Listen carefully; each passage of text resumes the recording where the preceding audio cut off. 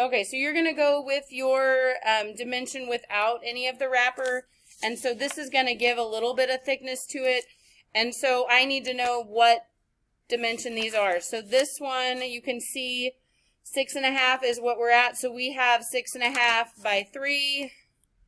And those are the pieces that are going to go up on the sides. And then we have our 6.5, okay, by 6.5. And it's okay if you have a piece that looks like this. All of this is going to get wrapped up. It's not going to matter. Okay, so I'm going to go ahead and tape this together.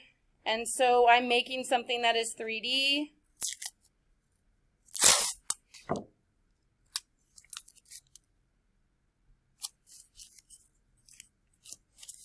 Okay, so I can go ahead and put that on one side, get the other side, and sit this up. Do the same thing over here.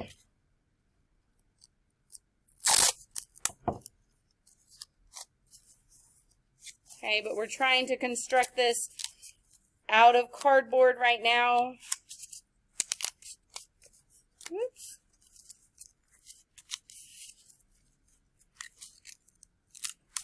Okay, so I'm going to do the same thing. I'm going to have to add a piece like to the side here where I can support that wall.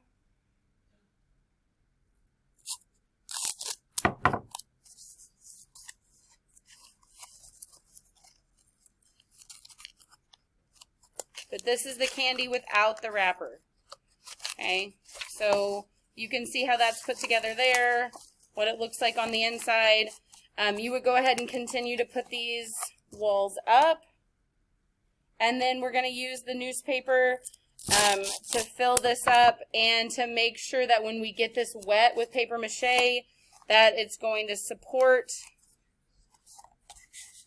the form.